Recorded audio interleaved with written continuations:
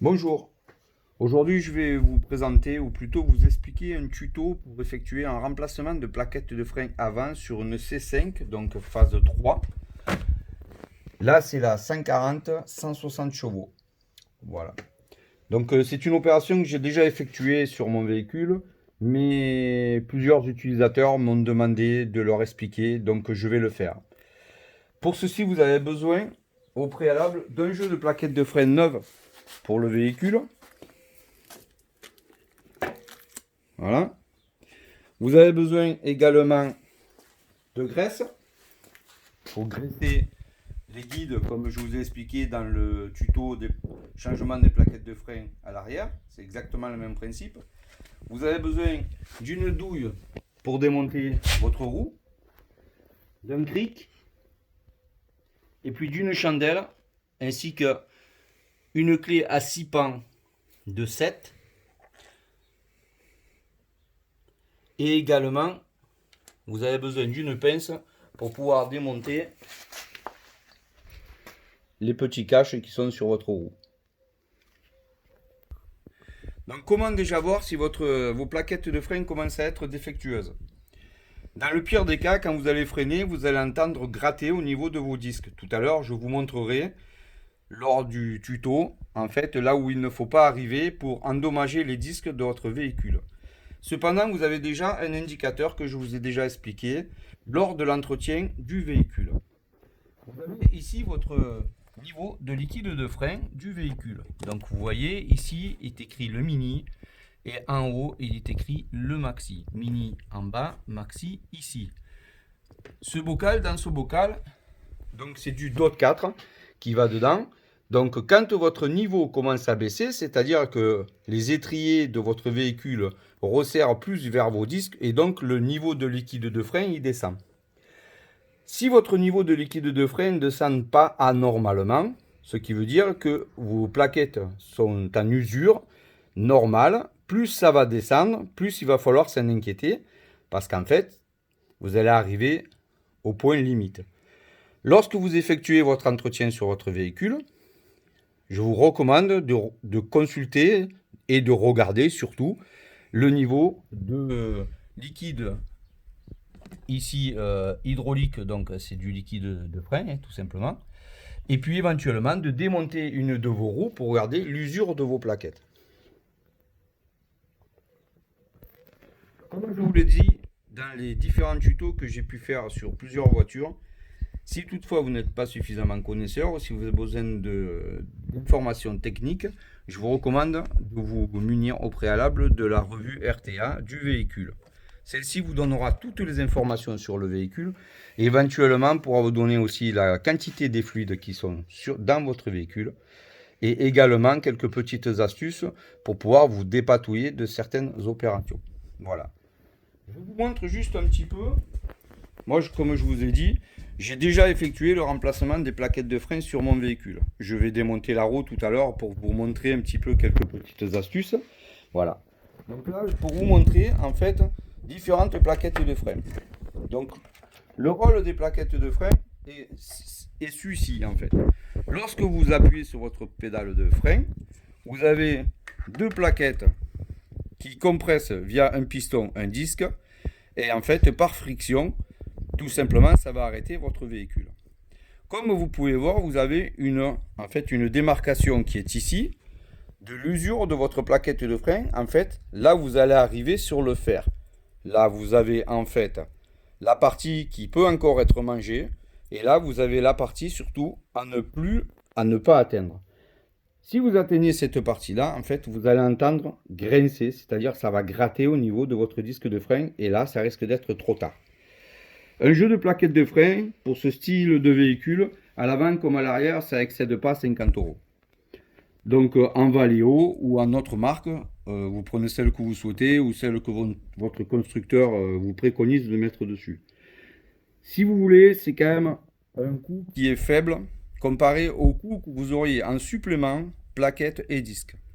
Donc si vous avez une cote qui est trop importante sur les disques, effectivement, au moment du remplacement, il vous faudra remplacer plaquettes et disques. Si votre cote de votre disque, c'est-à-dire l'usure, est suffisante pour pouvoir supporter notre jeu de disque, à ce moment-là, de plaquettes, pardon, à ce moment-là, vous pouvez uniquement changer les plaquettes.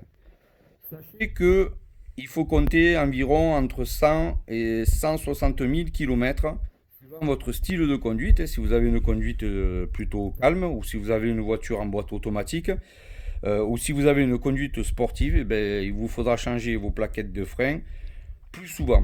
Au jour d'aujourd'hui, les constructeurs préconisent environ les plaquettes de frein à 60 000 km et le jeu de disque en général à 120 000 km avec les plaquettes de frein. Tout ceci, je vous le répète, en fait, être influencé par votre conduite. Plus vous aurez une conduite sportive, plus vous allez les user. Je vous montre ici un jeu de plaquettes de frein encore emballé. Vous voyez bien, et bien en fait, les plaquettes de frein ici, elles sont neuves. Il y a beaucoup plus en fait de viande que sur les plaquettes de frein que j'ai ici dans ma main. Voilà. Donc sur ce véhicule-là, vous aurez besoin, donc comme je vous ai expliqué, surtout de graisse pour pouvoir ensuite graisser les coulisseaux, c'est-à-dire les guides. Vous graissez les guides, pourquoi? Parce que quand vous allez freiner, en fait, si vos guides ne sont pas suffisamment graissés, eh bien, tout simplement, vos plaquettes de frein ne vont pas revenir suffisamment. Et donc, vous allez finir par plier un côté de votre plaquette de façon prématurée. Du coup, vous allez avoir un déséquilibre sur le véhicule. Tu me dis quand c'est bon. Donc, vous aurez bien sûr monté votre voiture et vous l'aurez calé en cas que le cric descende parce qu'on ne peut jamais faire confiance à 100% au matériel. Donc plus vous mettez de sécurité pour votre sécurité, moins vous aurez de problèmes. Donc ensuite, vous démontez tout simplement vos roues, vos boulons de roue.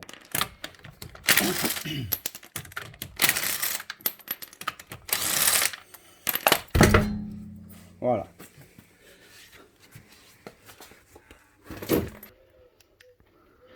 Donc comme je vous expliquais en fait tout à l'heure, vous voyez, là ici vous avez votre disque. Vous voyez sur mon disque, quand je passe le tournevis, il n'y a pas de cote. Donc ça veut dire que mon disque est en bon état. Si votre disque est en mauvais état, vous allez avoir forcément cette partie là qui va s'enfoncer et cette partie qui va ressortir. Lorsqu'on est au-delà de 1,2 ou 1,3 mm, eh bien, il faut penser à remplacer les disques. Voilà. Donc comme je vous ai dit aussi au préalable, moi j'ai déjà remplacé mes plaquettes de frein comme vous voyez. Là en fait, on voit bien que toute cette partie là, eh bien, elle est neuve. Voilà. Donc là vous avez votre disque et là vos plaquettes de frein. Voilà. Pour démonter eh bien, les plaquettes de frein, déjà au préalable, ce que vous allez devoir faire, c'est déjà, vous voyez ici, là c'est votre piston. Vous avez ici un compresse-piston. Donc c'est pas le même modèle que pour l'arrière, effectivement, comme vous pouvez le voir, vu que ce qu'on appelle ce qu'il faut pour le véhicule à l'arrière, c'est un compresseur que l'on visse pour compresser le piston. Là, tout simplement, celui-ci, vous allez plaquer au démontage, en fait, cette partie-là contre votre étrier et vous visserez ce qui va avoir ce qui va avoir comme action de repousser le piston. Si vous n'avez pas cette pièce, c'est facile de le faire. Là, vous voyez, en fait, vous avez cette partie qui est en plastique et qu'il ne faut surtout pas abîmer sur votre véhicule. Là, en fait, là derrière se cache votre piston. Surtout, il ne faut pas oublier de protéger cette partie. Si vous voulez, en fait, compresser, prenez un tournevis, vous voyez, tac. Voilà. Là, vous voyez, il est libre. Vous n'avez pas besoin de cet appareil-là pour effectuer, en fait, un remplacement de plaquettes de frein. Si vous l'avez, c'est mieux. Si vous ne l'avez pas, vous pouvez faire ça. Vous faites surtout bien attention, vous vous mettez bien là, vous voyez. Et là, en fait, j'ai compressé. Pourquoi? Parce qu'en fait, vos plaquettes de frein, elles vont être usées et votre piston, lui, va sortir plus. Donc, ce qui veut dire que si vous ne le rentrez pas, c'est-à-dire comme il est là, en fait, si vous ne le rentrez pas, eh bien, quand vous allez remonter les plaquettes de frein neuves, eh bien, forcément, vous ne passerez pas votre étrier dans le logement parce que le piston sera à l'extérieur. Il est important de compresser le piston, de le rentrer complètement. Si vous voyez que votre piston a du mal à revenir, c'est-à-dire là, ou si vous avez une usure irrégulière de chaque côté, il faudra voir en fait à ce que votre piston ne soit pas grippé. Ce que vous pouvez faire lors de vos entretiens, c'est faire tout simplement tourner vos roues, comme ça, voir si elles sont libres. Si vous entendez un léger frottement, eh bien c'est qu'en fait c'est normal, parce que de toute façon, comme je vous ai expliqué, les plaquettes elles sont alléchées au disque. Et donc vu qu'elles sont alléchées au disque, dès que vous allez en fait freiner, eh bien ça va tout simplement frictionner sur le disque et avoir action d'arrêter votre véhicule par le disque de frein et par votre pédale de frein. Donc en fait, pour pouvoir desserrer, pour pouvoir extraire votre étrier, vous avez les deux boulons, en fait, un qui fixe là au-dessus et un qui est là en fait. Vous mettez votre clé à 6 pans à l'intérieur, vous dévissez. Donc en fait, c'est le guide que je vous parle là qui sert en fait à fixer tout simplement l'étrier sur l'ensemble de force de la voiture, de la jambe de force de la voiture. Vous voyez, là, hop, il est extrait. Voilà. Donc c'est quand même assez serré, vu que moi mes plaquettes sont neuves.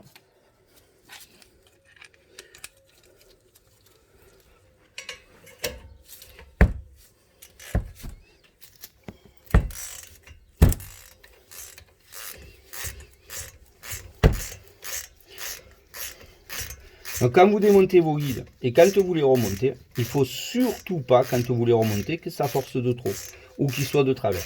S'ils sont de travers, vous allez peut-être visser, mais ensuite, vu que ça ne sera pas droit, et bien forcément, votre étrier ne sera pas droit et il va faire forcer tout votre ensemble et vous risquez d'user aussi vos plaquettes de frein prématurément. Voilà en fait, le guide, il est là. Voilà, c'est ça. Donc vous voyez, moi je les ai montés, je les ai graissés au remontage. Donc tout simplement, en fait, ce guide, il va là-dedans. Et puis en fait, c'est lui qui permet ensuite de faire l'action mécanique gauche à droite. Voilà, c'est pour ça que je vous demande en fait de le graisser pour qu'il puisse coulisser correctement. Cependant, vous voyez, il y a des petits caches que l'on met là au bout, vous les extraire là. Forcément, avec l'usure de la plaquette, ça fait une espèce de dépôt poussiéreux. Ça peut aller dessus. Et aussi, il faut que vous pensiez au froid, l'humidité, avec le temps, parce qu'une plaquette de frein, c'est tous les 60 000 suivant votre conduite, comme je vous ai expliqué. Si ça fait très très longtemps, c'est pour ça en fait la graisse n'y est plus et c'est pour ça que cette pièce ne revient pas bien.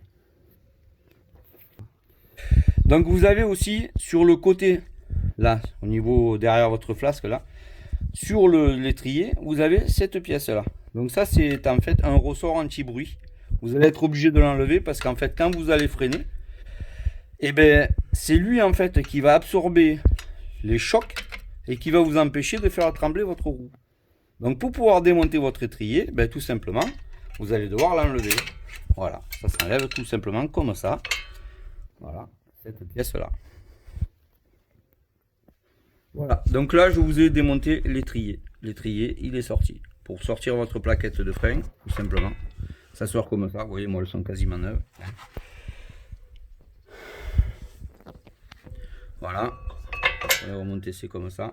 Les plaques qui sont derrière, il faut qu'elles y soient impérativement parce que ces plaques là aussi, c'est des plaques anti-bruit. Donc forcément, si vous ne les mettez pas, ça va être toutes des actions qui vont se répercuter sur la roue et que vous allez ressentir au volant. Autre chose, si vous venez à remplacer vos plaquettes de frein et que c'est très sale, qu'il y a beaucoup de saleté, vous allez devoir bien nettoyer votre disque avec du nettoyant frein, surtout. Pourquoi? Parce que s'il y a une usure irrégulière des plaquettes, il se peut que ça se mette à vibrer dans le temps. Si vous remplacez vos disques et vos plaquettes en même temps, quand vous allez remplacer vos disques, la portée là où est posé votre disque, il vous faudra aussi bien la nettoyer. Si vous ne la nettoyez pas bien, forcément lui va être un petit peu en porte-à-faux. Et ce qui va se passer, c'est que quand votre étrier va compresser votre ensemble, votre disque n'est pas tout à fait droit, ça risque de faire vibrer tout simplement votre volant est de devenir très désagréable à la conduite, voire vraiment très insécurisant. Voilà. Sur l'autre côté du véhicule, vous avez celui-ci là, ce côté-là, je ne sais pas pourquoi ils ne l'ont pas équipé. Sur votre plaquette de frein, vous avez un témoin d'usure. Donc, je vous dis tout de suite, ce témoin d'usure est très embêtant à enlever. Si toutefois, vous venez à le casser, à partir du moment où vous avez remonté votre jeu de plaquette de frein correctement, vous n'aurez aucun voyant.